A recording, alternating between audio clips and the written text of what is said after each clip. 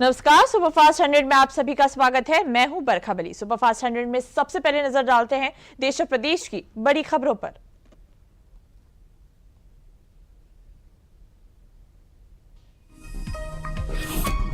प्रधानमंत्री नरेंद्र मोदी आज झारखंड के बोकारो और गुमला में करेंगे चुनावी रैली। साथ ही पीएम मोदी रांची में भी करेंगे रोड शो।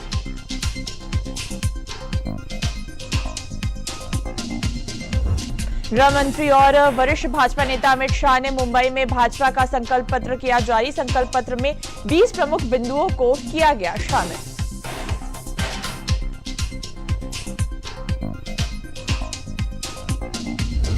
महाराष्ट्र विधानसभा चुनाव के लिए भाजपा का संकल्प पत्र जारी करने के दौरान गृह मंत्री अमित शाह ने कहा कि एनडीए की सरकार किसानों का सम्मान करती है और हम महिलाओं के सम्मान बढ़ाने वाली योजनाएं लाए हैं। झारखंड के मुख्यमंत्री हेमंत सोरेन आज झारखंड के रांची जिला परिषद के तमाड़ ब्लॉक स्थित पेड़ियाडीह गांव में चुनावी जनसभा कर मतदाताओं को साधने की कोशिश करेंगे। महाविकास अघाड़ी का घोषणा पत्र जारी करेंगे कांग्रेस अध्यक्ष खड़गे। एमबीए का घोषणा पत्र करेंगे जारी। रकांपा, सपा और यूबीटी नेता रहेंगे मौजूद।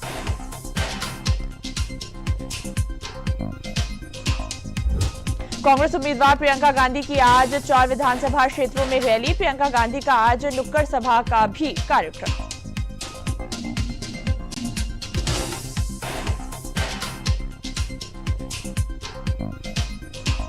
श्रीनगर के हरवान में आतंकियों से मुठभेड़। 2-3 आतंकियों के छिपे होने की आशंका। सुरक्षा बलों की संयुक्त टीम का ऑपरेशन जारी।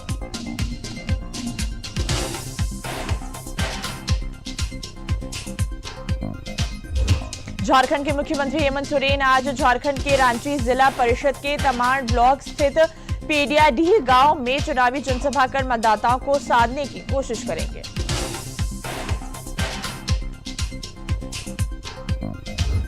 वक्फ संशोधन विधेयक पर गठित संसदीय समिति 5 राज्यों के दौरे पर है। इस कड़ी में पहले दिन गुवाहाटी में संसदीय समिति की बैठक जेपीसी अध्यक्ष जगदंबिका पाल की अध्यक्षता में आयोजित हुई। भारत के 7 संस्थानों ने क्यूएस वर्ल्ड यूनिवर्सिटी रैंकिंग के शीर्ष 100 संस्थानों में स्थान हासिल किया। एशिया 2025 ने दुनिया के शीर्ष 100 विश्वविद्यालयों की सूची जारी की है, जिसमें आईआईटी दिल्ली ने 44वां स्थान हासिल किया है। गुजरात के बाद अब आंध्र प्रदेश में सी प्लेन सेवा जल्द शुरू होने जा रही है। साबरमती के बाद अब श्रीसैलम में सी प्लेन सेवा का ट्रायल रन शुरू किया गया है।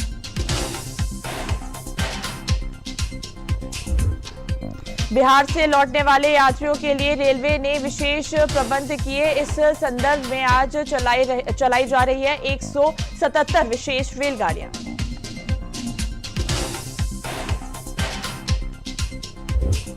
दिल्ली में केंद्रीय मंत्री मनोहर लाल खट्टर ने ईवी रैली को हरी झंडी दिखाई। इस पहल का उद्देश्य स्वच्छ और बिजली चालित परिवहन की ओर भारत की यात्रा को गति देना है।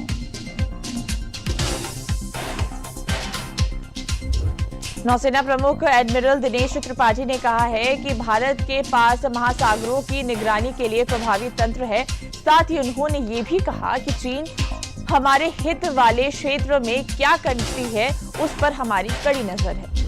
कनाडा के बैम्पटन में हिंदू मंदिर पर हमले के मामले में पीर क्षेत्र पुलिस ने एक और आरोपी को किया गिरफ्तार। बैम्पटन के निवासी इंद्रजीत गोसल पर मंदिर में हथियार से हमले का आरोप है। हिंदू महासागर क्षेत्र के मित्र विदेशी देशों के साथ अपनी क्षमता निर्माण गतिविधियों के हिस्से के रूप में भारत ने मोजाम्बिक को 2 वाटर जेट चलित फास्ट इंटरसेप्टर क्राफ्ट FIC उपहार में दिए हैं। भारत और पाकिस्तान के बीच बने करतारपुर साहिब गलियारे को आज 5 वर्ष पूरे हो गए हैं। ये गलियारा पाकिस्तान के नारोवाल जिले के श्री करतारपुर साहिब गुरुद्वारे तक जाता है। दिल्ली की हवा जहरीली बनी हुई है। स्मॉग के बाद अब धुंध ने भी शहर को अपनी चपेट में ले लिया है। आज सुबह से दिल्ली का एयर क्वालिटी इंडेक्स 339 बना हुआ है।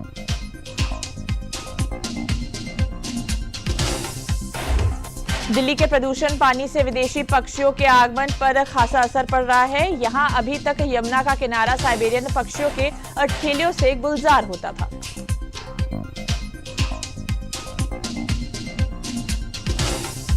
गुजरात के वलसाड जिले में एक प्लास्टिक फैक्ट्री में लगी आग पर काबू पाने के लिए दमकल की गाड़ियां पहुंची। हालांकि किसी भी प्रकार की जानहानि की सूचना नहीं है।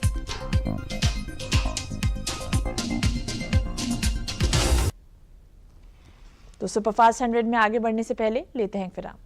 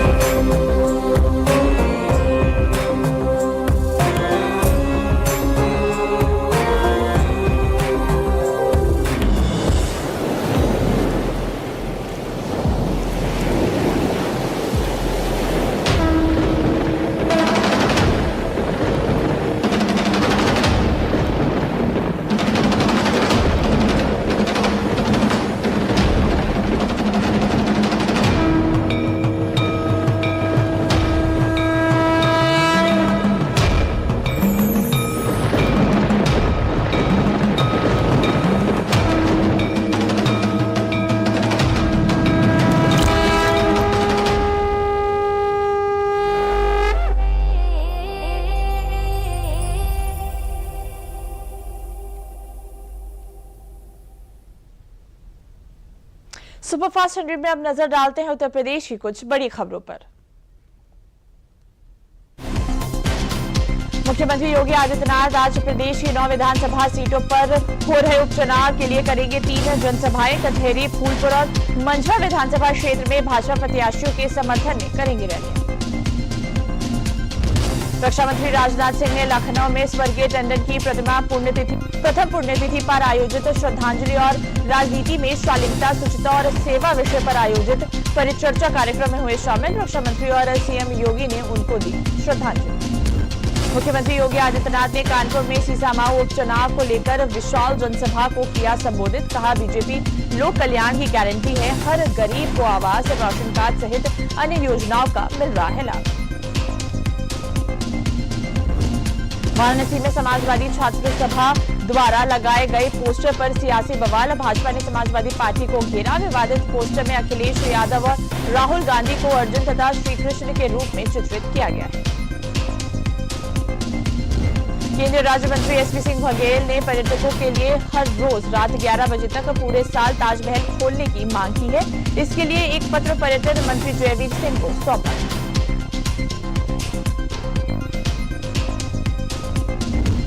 मुख्यमंत्री योगी आदित्यनाथ ने लखनऊ में शनिवार को पहली डबल डेकर इलेक्ट्रिक बस सेवा का किया उद्घाटन। ये बस सेवा शुरुआत में कमता से एयरपोर्ट और एयरपोर्ट से कमता के बीच चलेगी।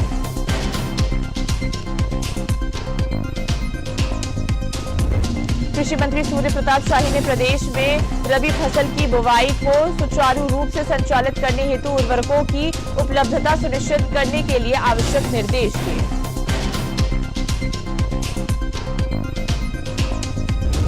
कुंदर के उपचुनाव में सपा के प्रत्याशी हाजी रिजवान और उनके बेटे के खिलाफ मुंडा पांडे थाने में दर्ज किया गया केस। वायरल वीडियो में वह पुलिस कर्मियों से अभद्रता करते हुए भाजपा प्रत्याशी को बिना चुनाव की जीत दिलाने की कह रहे हैं बात। ऊर्जा मंत्री ए के शर्मा ने सभी डिस्कॉम को बिजली चोरी के खिलाफ सघन अभियान चलाने के दिए निर्देश। कई क्षेत्रों में 60% से भी ज्यादा बिजली की खो रही है। लखनऊ में यूपीएसआरटीसी के एमडी मासूम अली सरवर ने विकास नगर डिपो का किया औचक निरीक्षण। खामियां मिलने पर कर्मचारियों अधिकारियों को लगाई फटकार। वाहनों में साफ सफाई न होने पर जताई नाराजगी। लखनऊ आगरा एक्सप्रेसवे पर आज सुबह हुए सड़क हादसे में 3 लोगों की मौत हो गई। हादसा काकोरी थाना क्षेत्र के टोल प्लाजा के पास हुआ, जहां तेज रफ्तार स्कॉर्पियो बेकाबू होकर पलट गई। हादसे में स्कॉर्पियो पर सवार 3 युवकों की मौत हो गई। ग्रेटर नोएडा एक्सप्रेसवे पर भीषण सड़क हादसा, 5 लोगों की हुई दर्दनाक मौत। मरने वाले में 3 महिलाएं 2 पुरुष शामिल। पुलिस ने शवों को कब्जे में लेकर पोस्टमार्टम के लिए भेजा। महाकुंभ 2025 में श्रद्धालुओं की सुरक्षा योगी सरकार की सर्वोच्च प्राथमिकता है। स्नान के दौरान किसी भी तरह की अप्रिय घटना को रोकने के लिए पहली बार जल पुलिस को छोटा जहाज कहे जाने वाले जेट स्की से लैस किया गया है। कन्नौज में ज्वेलर्स की दुकान पर महिलाओं ने की चोरी। जेवरात देखने के बाद महिला ने डिब्बा किया चोरी। चोरी की वारदात लाइव सीसीटीवी कैमरे में हुई कैद। कन्नौज के सौरिक थाना क्षेत्र के खडिनी का है मामला। आगरा में मिठाई की दुकान से लिए नमूनों की जांच रिपोर्ट में हुआ खुलासा। टूटे काजू में भुने हुए कीड़े होने का जांच रिपोर्ट में जिक्र। केसर बर्फी, बूंदी, लड्डू, स्ट्रॉबेरी मिठाई भी असुरक्षित मिली। नमूनों की जांच रिपोर्ट के बाद दुकान का लाइसेंस निरस्त। अयोध्या की प्रतिष्ठित 14 कोसी परिक्रमा शुरू हो गई है। शनिवार को अयोध्या कोसी परिक्रमा में उमड़े 10 लाख श्रद्धालु कल शाम को इसकी विधिवत शुरुआत की। लखनऊ में 7 दिन भारी वाहनों की एंट्री पर रहेगी रोक। 14 कोसी परिक्रमा के चलते किया गया है डायवर्जन। ट्रैफिक व्यवस्था ठीक रखने के लिए बड़ी गाड़ियों को शहर के बाहर निकाला जाएगा। हमीरपुर में एडीएम विजय शंकर त्रिपाठी ने टोला के खदान खंड संख्या 5 व 6 में अवैध खनन की जांच की। अवैध खनन पर कार्रवाई करते हुए लगाया गया 35.90 लाख का जुर्माना। अवैध परिवहन करते हुए 6 वाहनों पर भी की गई कार्रवाई। वाराणसी में 9 नवंबर से 18 नवंबर तक के लिए एक प्रदर्शनी लगाई गई, जिसमें पूरे भारतवर्ष से लगभग 150 से करीब हस्तशिल्पियों ने अपने स्टॉलों को लगाया है। मुरादाबाद में गुलाबी सर्दी के दिनों में मौसम ने लोगों को आश्चर्यचकित किया। शुक्रवार सुबह कोहरा छाया रहा, जिससे दृश्यता कम हुई, लेकिन तापमान औसत से अधिक रहा।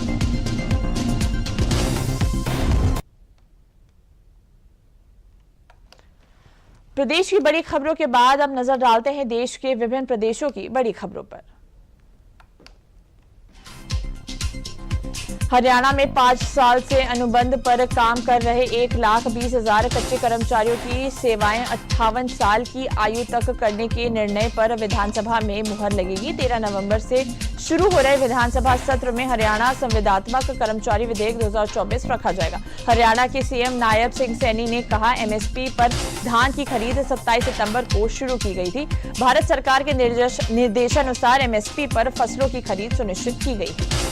हरियाणा में 13 नवंबर से शुरू हो रहा शीतकालीन सत्र बिना नेता विपक्ष के चल सकता है। इसका संकेत भूपेंद्र हुड्डा ने रोहतक में प्रेस कॉन्फ्रेंस में दी।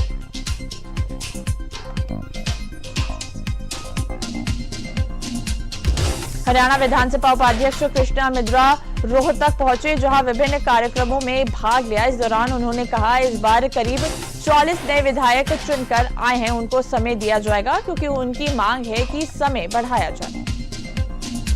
केंद्रीय कृषि मंत्री शिवराज सिंह चौहान ने झारखंड चुनाव प्रचार के दौरान कांग्रेस पर निशाना साधते हुए कहा, राहुल गांधी ने मोहब्बत की नहीं नफरत की दुकान खोल रखी है। ये देश को बांटने की कोशिश कर रहे हैं। वह विदेशों में जाकर भारत का अपमान करते हैं। मध्य प्रदेश के सीएम मोहन यादव ने कहा, पीएम मोदी की वजह से अब कोई भी चुनाव हो, लोकसभा हो या विधानसभा, महिलाओं के लिए 33% सीटें आरक्षित होंगी। ये पीएम मोदी ऐतिहासिक घोषणा है। सीएम मोहन यादव आज ग्वालियर दौरे पर रहेंगे। निर्धारित कार्यक्रम के अनुसार इस दिन दोपहर लगभग 3:50 पर वायु मार्ग से राजमाता विजया राजे सिंधिया एयर टर्मिनल पहुंचेंगे। यहां से थोड़ी देर बाद हेलीकॉप्टर से श्योपुर के लिए प्रस्थान करेंगे। उपराष्ट्रपति जगदीप धनखड़ के उज्जैन आगमन पर उनकी सुरक्षा में 1500 पुलिसकर्मी तैनात रहेंगे। भोपाल में 1000 पुलिस जवानों का बल उज्जैन जाएगा।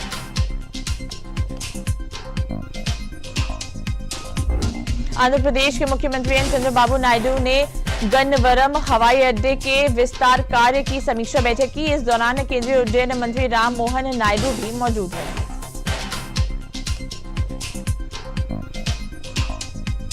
गुजरात के मुख्यमंत्री भूपेंद्र पटेल वडताल में स्वामी नारायण संस्था द्वारा आयोजित लक्ष्मी नारायण देव द्विशताब्दी महोत्सव में शामिल हुए और इसके साथ ही लोगों को संबोधित भी किया। आजसू पार्टी प्रमुख सुदेश कुमार महतो ने कहा, राज्य में एनडीए की सरकार बनते ही विकास की रफ्तार दिखने लगेगी। कैबिनेट की पहली बैठक में ही महिलाओं, बुजुर्गों और युवाओं को प्रतिमाह 2,500 रुपए देने का प्रस्ताव पास किया जाएगा। देवली उनियारा विधानसभा क्षेत्र में 13 नवंबर को होने वाले मतदान को लेकर पुलिस महानिरीक्षक ओम प्रकाश ने संयुक्त रूप से चुनाव तैयारियों को लेकर अधिकारियों की समीक्षा बैठक की। राजस्थान के माउंट आबू में आज की सुबह भूकंप के झटके महसूस किए गए हैं। सुबह करीब 7:51 पर भूकंप के झटके महसूस किए गए थे।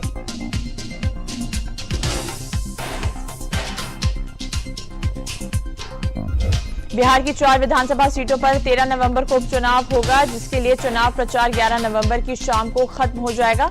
इन 4 सीटों में से 3 में विपक्ष तो वहीं एक सीट पर सत्ताधारी पार्टी का कब्जा है।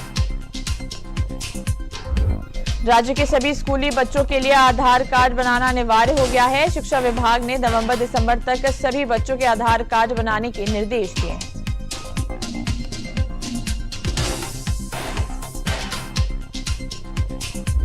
बिहार में पिछले 24 घंटों के दौरान सिवान का एयर क्वालिटी इंडेक्स सबसे ज्यादा 234 दर्ज किया गया है। इसके अलावा हाजीपुर का 217, मुजफ्फरनगर का 206, अररिया का 205, पटना का 178, सहरसा का 158 दर्ज किया गया है। मध्य प्रदेश के इंदौर में एमपी की पहली सीनियर सिटीजन बिल्डिंग बन रही है। इसके लिए अधिकारियों के पास विदेश से भी बुकिंग आ रही है।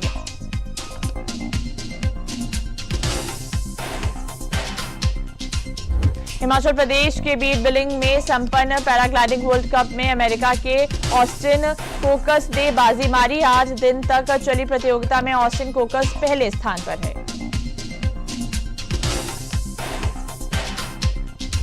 महिलाओं को हेलमेट पहनने से छूट देने की मांग संबंधी मामले में पंजाब हरियाणा हाई कोर्ट ने यह स्पष्ट कर दिया है कि ये केवल उन सिखों के लिए है जो पगड़ी पहनते हैं।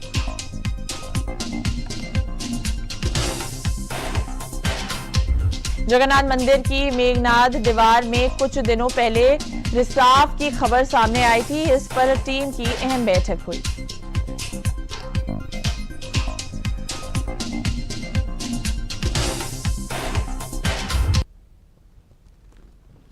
अब सुपरफास्ट 100 में देखते हैं कारोबार और अंतर्राष्ट्रीय जगत की बड़ी खबरों को।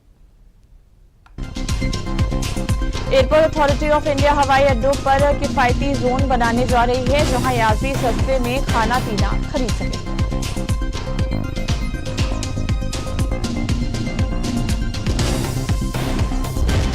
सीसीआई ने जोमेटो और स्विगी को प्रतिस्पर्धा कानूनों का उल्लंघन करने का दोषी पाया है। ये दोनों प्लेटफॉर्म अनफेयर बिजनेस प्रैक्टिसेस में शामिल पाए गए हैं।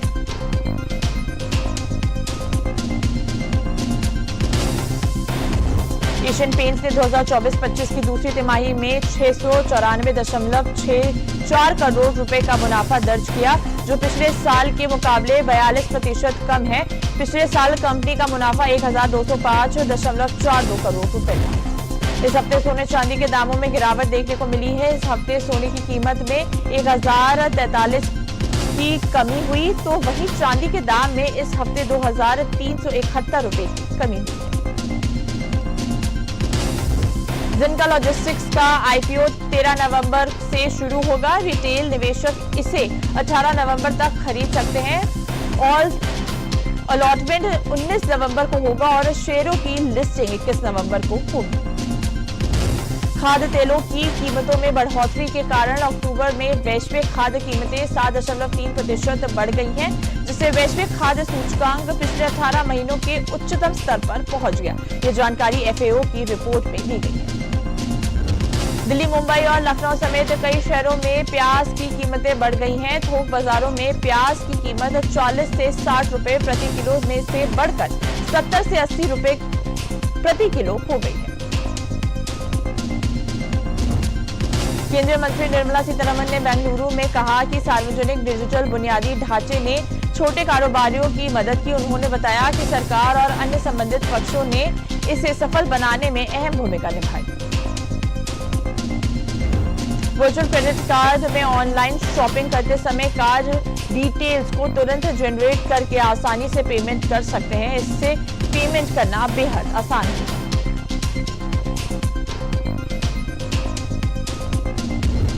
दुनिया का दूसरा सबसे बड़ा स्मार्टफोन बाजार बना भारत। भारत 2024 की तीसरी तिमाही के आंकड़ों में ये उपलब्धि हासिल हुई।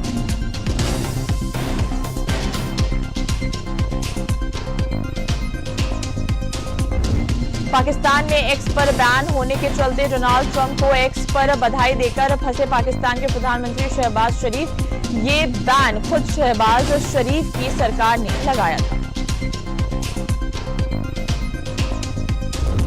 पाकिस्तान के पूर्व प्रधानमंत्री इमरान खान को लाहौर की एक अदालत से जमानत मिली। आतंकवाद निरोधी अदालत ने 9 मई 2023 को देश के कई हिस्सों में हुई हिंसा से जुड़े 4 मामले में इमरान को गिरफ्तारी के बाद जमानत देने का फैसला सुनाया। भारत और कनाडा के बीच जारी विवाद के बीच कनाडा के प्रधानमंत्री जस्टिन ट्रूडो ने कहा कि कनाडा में खालिस्तान समर्थक मौजूद हैं, लेकिन ये लोग पूरे सिख समुदाय का प्रतिनिधित्व नहीं करते।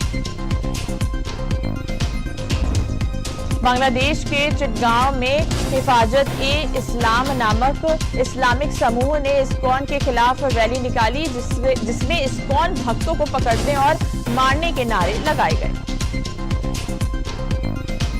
बांग्लादेश की अंतरिम सरकार ने पूर्व प्रधानमंत्री शेख हसीना की पार्टी अवामी लीग को फांसीवादी करार देते हुए कहा कि उसे उस रैली आयोजित करने की अनुमति नहीं देगी।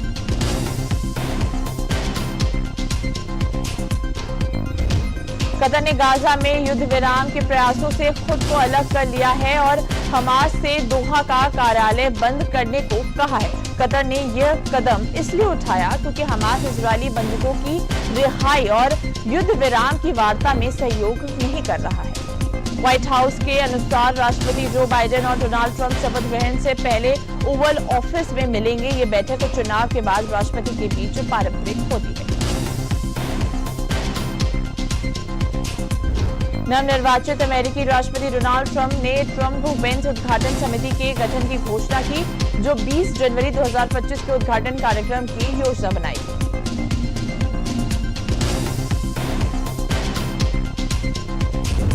रूसी राष्ट्रपति पुतिन ने उत्तर कोरिया के साथ एक रक्षा संधि पर हस्ताक्षर किए, जिसमें दोनों देशों के बीच सुरक्षा सहयोग है।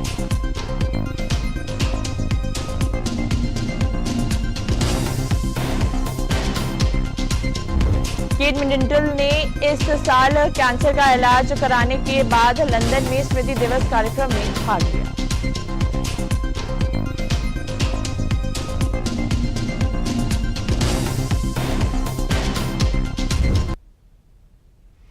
अब सुपरफास्ट 100 में देखते हैं खेल और सिनेमा जगत की बड़ी खबरें।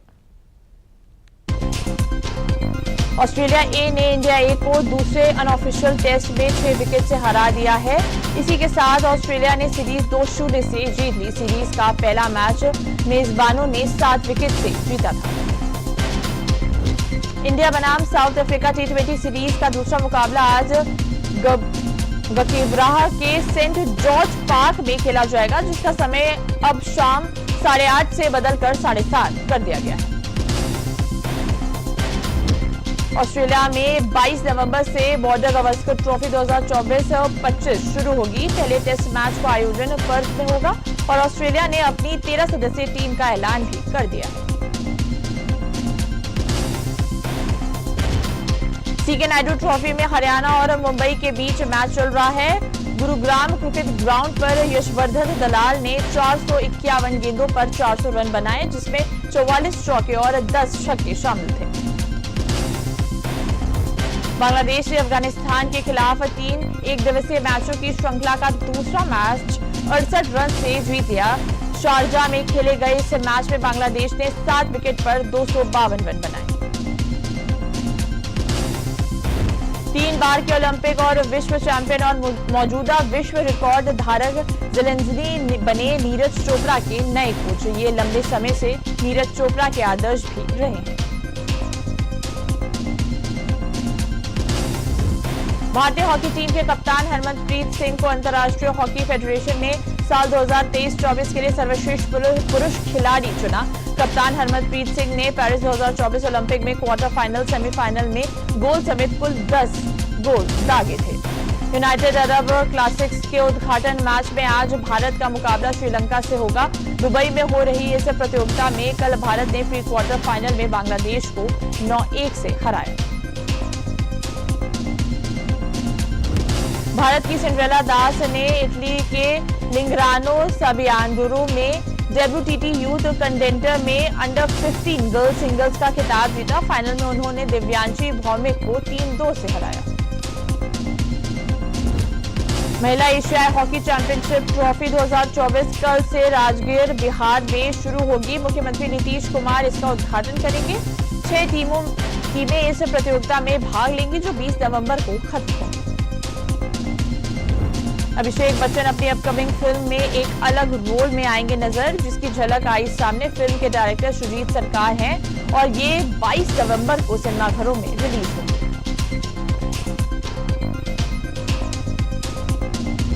सलमान खान ने हैदराबाद में अपनी आगामी फिल्म सिकंदर की शूटिंग फिर से शुरू की, जिसके चलते उनकी सुरक्षा व्यवस्था को और भी मजबूत कर दिया गया है।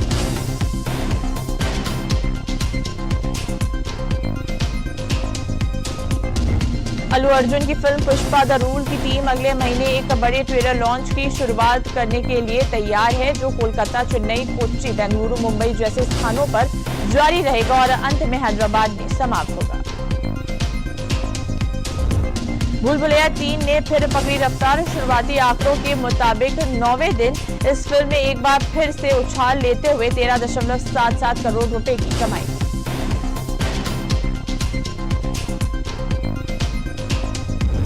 कार्तिक आर्यन मुदस्सर अजीज के निर्देशन में बनी जा रही फिल्म पति पत्नी और वो 2 पर काम शुरू करने की योजना बना रहे हैं।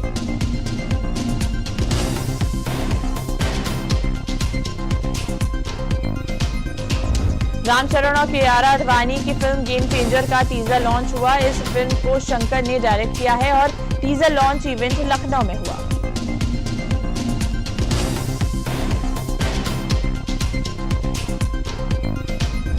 अमिताभ बच्चन की फिल्म भूतनाथ का तीसरा पार्ट आने वाला है। टी सीरीज और BR फिल्म्स इस पर काम कर रही है। फिल्म 2026 में रिलीज हो सकती है।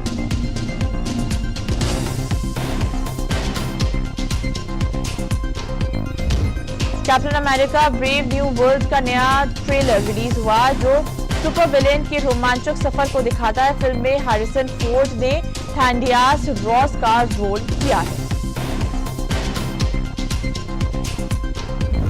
तमिल फिल्मों के मशहूर अभिनेता दिल्ली गणेश का 80 साल की उम्र में हुआ निधन। उन्होंने 400 से ज्यादा तमिल, तेलुगु और मलयालम फिल्मों में काम किया और भारतीय सिनेमा में एक बड़ी विरासत छोड़ी। 55वां IFFI महोत्सव 20 नवंबर से 28 नवंबर तक गोवा में आयोजित होने जा रहा है। इस खंड के जरिए IFFI भारतीय डेब्यू फिल्मों पर भी ध्यान केंद्रित करेगा।